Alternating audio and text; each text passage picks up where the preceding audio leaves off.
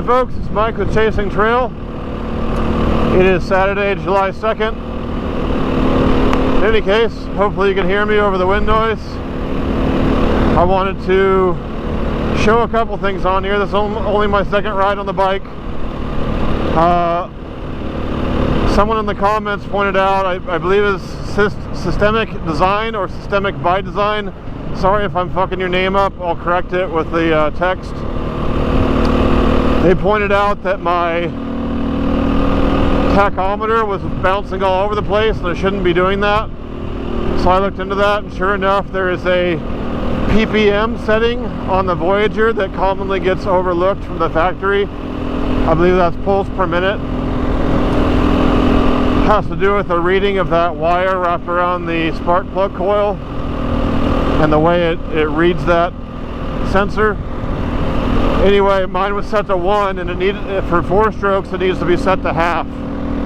So I set that to half, and then it was still kind of bouncing around, and I turned the sensitivity from high to low, and now it's perfect. If you see the tach display, it's just right. Looks much better now. So thank you for pointing that out. Happy to get that fixed. While I was in there, I also noticed that you can change the speedo display to be by wheel sensor or GPS. So I changed mine to GPS. So now I know my speed display is accurate or more accurate. I also set up a user configurable screen with different settings I'd like to see. I'll show you that here momentarily. If I can do it without crashing for the second time today. I'll talk about that in a minute. So there we go. So I set up that screen with settings I wanted to see, so it's kind of cool. I can see the altitude, temperature, battery voltage, etc. And then there's even a second screen with some additional stuff there. Compass direction, engine time. Speaking of engine time, at 3 hours I'm supposed to do my first oil change. As you can see, I've only got an hour and 15 minutes left, so probably going to be a shorter ride today. I'm going to post up here very briefly while I talk about some of this stuff. So let's go back. There we go. Okay. Shut this off for a moment. I think that was the only new thing I did. I'd already done a video on the coolant overflow catch tank that I put on there. Speaking of crashes, I dropped the bike for the first time. You can see here, this is all fucked up because I dropped it on the street. The way that happened, as I was leaving my street this morning, pulling out from the street I live on, I did a head check, didn't see any cars this way, didn't see any cars, started pulling out, did a second one as I'm pulling out, and there's a car right there. I had missed it. There was a bunch of shade in that direction, plus I'm wearing tinted goggles. It was a black car with no headlights on. I just completely missed it, and it was coming, and I was already pulling out, so I hit the brakes. I kind of panic braked. I was only going a couple miles an hour, but then the front wheel skidded, the wheels already turned slightly, and boom, the bike just, slammed down really quickly. I had witnesses. People watched me do it. It was embarrassing. I immediately picked the bike up and got going again, but it was a good, what's the word? It is sort of a good check for myself, a hubris check. I was starting to feel pretty confident and even cocky sometimes riding. I feel like, I'm not going to make this kind of mistakes. I've been riding enough years now, but sure enough, they say cars don't see motorcycles. I didn't see a whole fucking car. It shocked me that I could do something so stupid, but I did. Unfortunately, I wasn't filming at the time because that would have been hilarious to see me fail in such a spectacular manner. But it reminded me, slow down, really think about what you're doing. I had just started the ride, I'm probably not even fully awake yet. Be careful, be vigilant. So, stupid thing to do. Fortunately, this is the only damage it took. They did their job, and yeah, good reminder to myself to just not be an idiot. I got this, I don't know if you can see this blue neck gaiter thing. I got that, I soaked it in water, put it around my neck. It feels really nice once you're moving with some air. And yeah, that's all I got. I'll be sticking to the easy trails today. I couldn't get anyone else to come out with me this time. One of my friends crashed. He's going to be all right, but he won't be riding for a bit. And everybody else was either busy or out of town. Guess a lot of people doing stuff for the 4th, which makes sense. Anyway, I'm going to carry on. I'm going to try to end the ride right around the 3-hour mark so I can do my first oil change per the manual. I'm still going to take it kind of easy. It says not to rev the piss out of it in this first, really easy in the first 3 hours, then up to like 75% in the first 10 hours, and after that you can do whatever you want. And they recommended first oil change at 3 hours. So pretty much going to follow the book on that. And yeah, I'm just rambling, so let's get to riding. Oh, I also turned all these suspension settings to full soft, like my pecker. So it'll be interesting to see how it feels today off-road, because last time it was very, very harsh. Ooh, that's not great.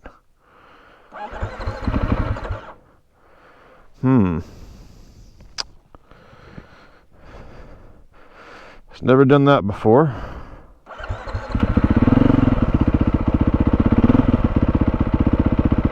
Well, that's not true. It did it when I first picked the bike up. It had not wanted to idle. Oh well. I want to ride.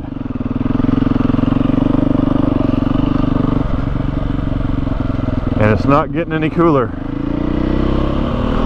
Well, I can tell you immediately the suspension feels way nicer. Like I said, I'm going to be taking it slow today. This ground's very loose this time of year. And I'm rolling solo, so my only goal today is to not crash again. One crash today is enough for me. Even with tinted goggles on, this ground is like, it's so bright out here. Oh yeah, much better on the suspension. That made a huge difference. Nowhere near as harsh. Pretty plush now. This ground's really loose. I can feel it. Surprised there was only one truck at the Copley staging area. Expect to see more people out here today. Maybe they're all at the other one. I bet there's a lot of people here camping.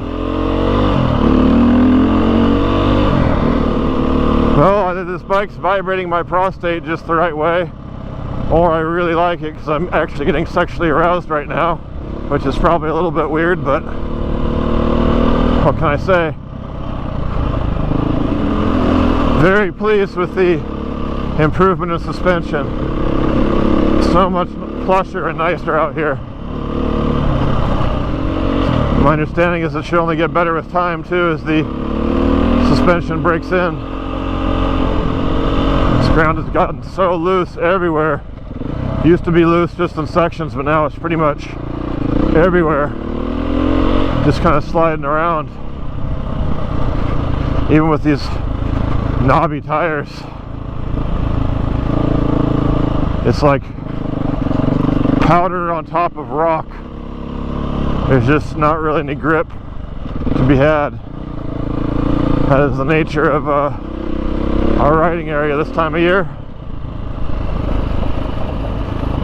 Again, this will probably be boring watching me because I'm going to be going slow.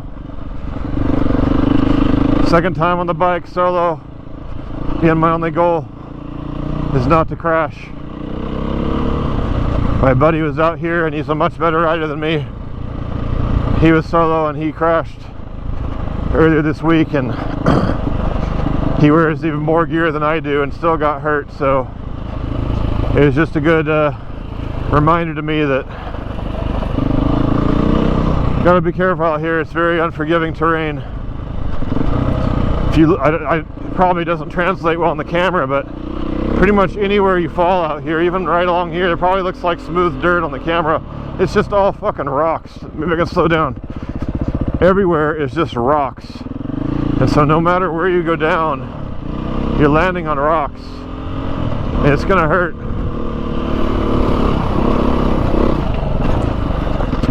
Didn't bottom even off a jump.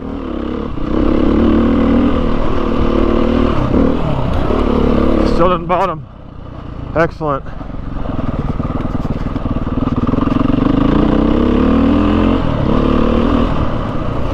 This exhaust sounds really good for a stock exhaust. Nice and throaty, but it's not obnoxiously loud. It's perfect.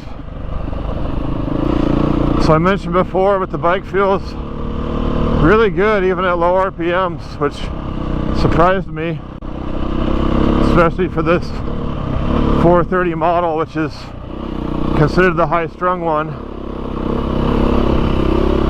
But it's quite happy to just putt along.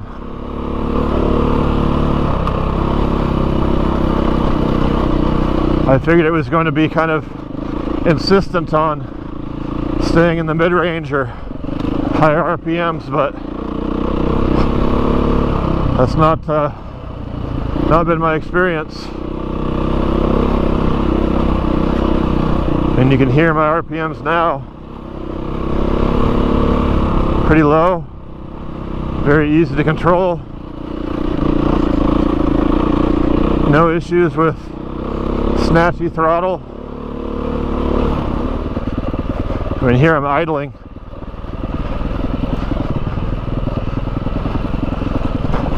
And it's perfectly happy. Heavy breathing already. Like a phone pervert. Pulling me through. Thank you.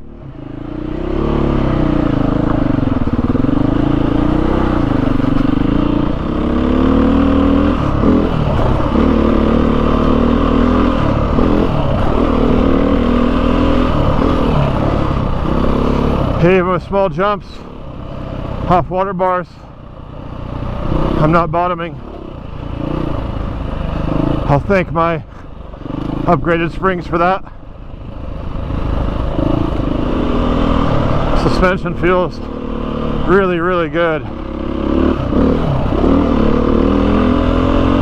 I'm very, very happy with how it feels now at everything on full soft. Nice plush ride, but not bottoming. I don't imagine I'm going to mess with it much from here. Neutral's very difficult to find on this bike. Like it almost doesn't exist. I know it does, but goddamn, it's hard to find. There it is. Fuck's sakes.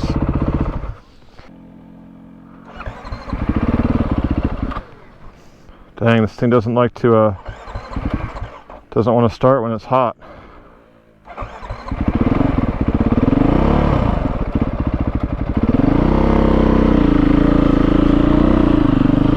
Hope that's just a engine breaking in thing. I think I must be in the minority of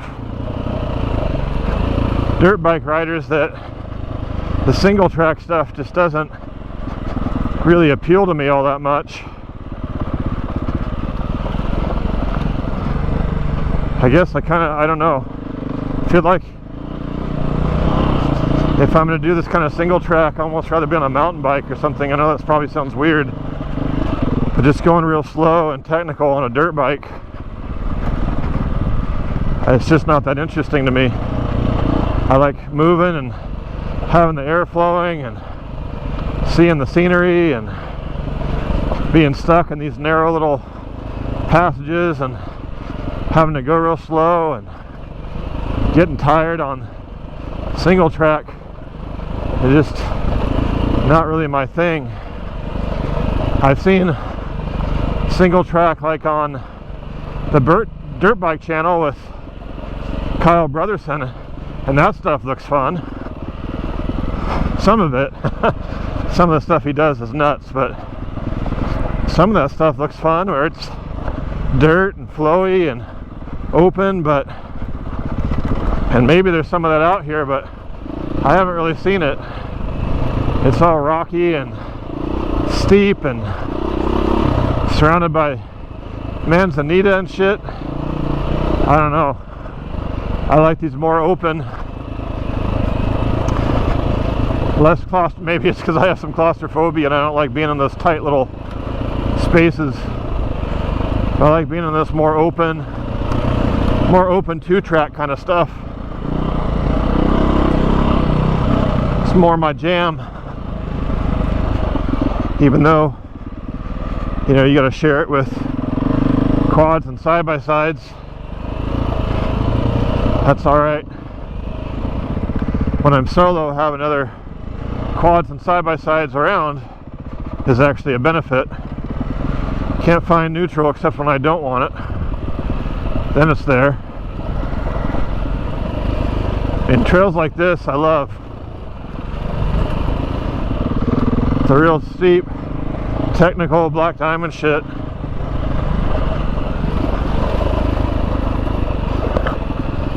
Even if I can do it, I don't know that I'll ever find that fun. I don't know. Even when I was big into mountain biking, I felt that way. I liked the easier, more flowy trails. One of the friends I rode with always wanted to go on the gnarliest, most technical, steep kind of stuff. And I was just like, once in a while I would do it, and I could do it, it wasn't fun. I just felt like, man, this just felt like a fucking struggle. And I was relieved when it was over. There is a sense of accomplishment you get from doing it, but I'm out here for recreation and some exercise, and that kind of stuff just doesn't feel fun to me. I don't know. I'm rambling, saying the same thing over and over again. I might be into it someday. Right now, I've yet to find any single track that I actually enjoyed. Still not bottoming off these jumps.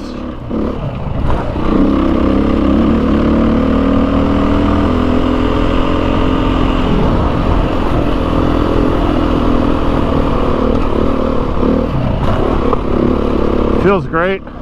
Really, really happy with the suspension. Pretty crazy how much adjustability there is too, given how it felt last time and how soft it feels now, just by turning some knobs. It's a big, big difference. Even the seat's not bugging me this time. Probably because the suspension's softer. So the bike's just not beating the shit out of me. And or it's breaking in a little bit. This bike is a lot of fun off-road. It has that same sort of, you know, I talked about this before, but I'm reminded of it again here. It has that sort of playful, again, I find neutral when I don't want it. It has that playful character that the 450RX does. I'm really glad I got the 430. Like I said, I think the 500 or 390 would have been more practical, but less fun. I think they would have felt less playful, and that's what I wanted, and that's the best way I can describe this one. You can actually see through the water this time.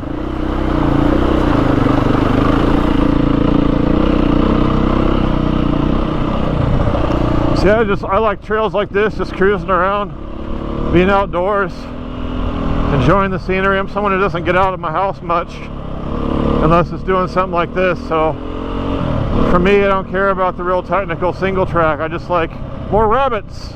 Lots of rabbits today. I just like getting out here and riding around and stuff like this. And so you might think like, well, why don't you just get a quad? I will. I like quads. I'll own another one someday. In all honesty, for just riding out here, I probably would prefer a quad. The favorite thing I've ridden out here was the Suzuki King Quad 750. If I could pick just one thing to ride here, that's what it would be. The reason I sold it and don't have a quad right now is I don't have anywhere to store the fucking thing. I do not have enough room in my garage.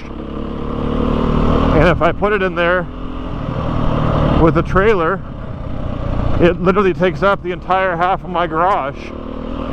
I had nowhere to walk in there. I have nowhere to store it outside. So I just don't have room for a quad. And then you gotta truck it up here. Trucking's not a huge deal, but it's really nice to just be able to hop on my bike and ride. So for me, I really enjoy the versatility of dual sports. Having said that, if I can ever get a little bit bigger house or some property and I have a place to store stuff, I fully plan to get another farm quad like that. Already feeling better and more confident on the bike than when I started this morning. I'm getting a workout. I'm breathing. Full phone pervert. Yeah, I really enjoy this bike off-road. Is it my favorite bike I've ridden out here? No. That honor goes to the CRF 450 RX. That thing is amazing. But this is close enough and it's street legal. So yeah, for me, this is the right bike. I do like it better out here than the KTM. I can tell you that now. I like the KTM better on the street. Whether that was just a result of the tires or not, I don't know, because I haven't ridden the same tires. But the KTM felt really good on the street. This one doesn't feel bad, but the KTM felt better. However, for out here, this feels better for me than the KTM, but I think there's something about the KTM ergos that I just don't like, or don't like as much, because I just didn't feel comfortable on it. And same with Shane's. Whereas the bike I immediately felt most comfortable on was the Honda. And this one is not exactly like the Honda, but it's close. It's closer to the Honda than it is the KTM. And it has that really playful engine character.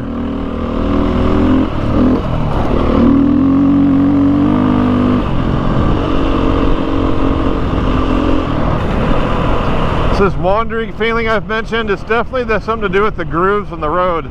I could actually see and feel it there, because some of those, on that section of pavement, I could actually see the grooves. And so here's some grooves.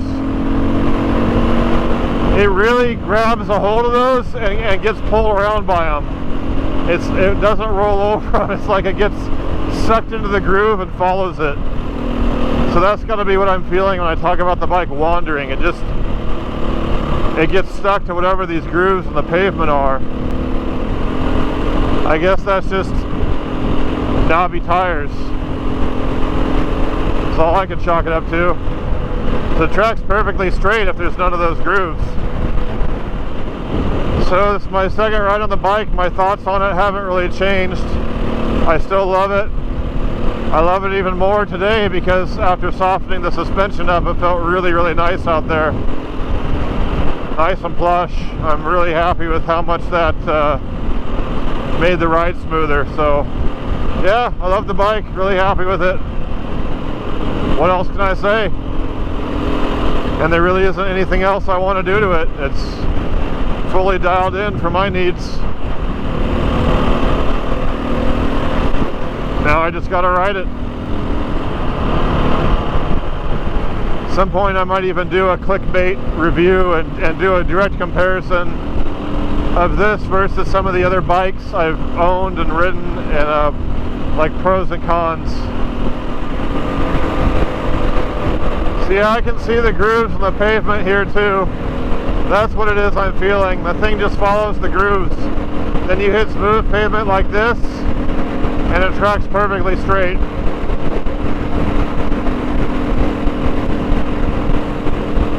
Even riding behind a boat like this thing is less affected by the wind than the Tenere. I'm telling you, naked bikes don't have issues with the wind. The Tenere would be getting blown all over the road right now behind a boat like this. This thing's solid, and it weighs 250 pounds.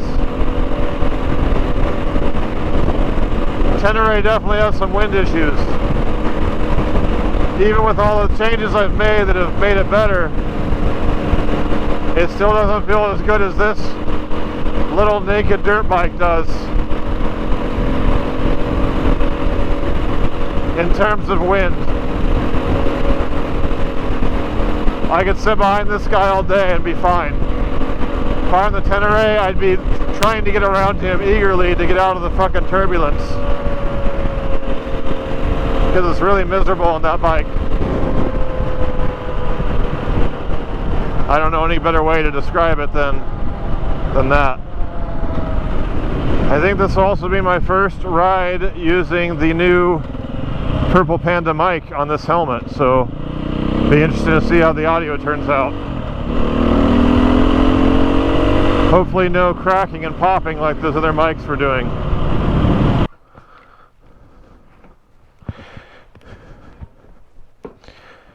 How do we do?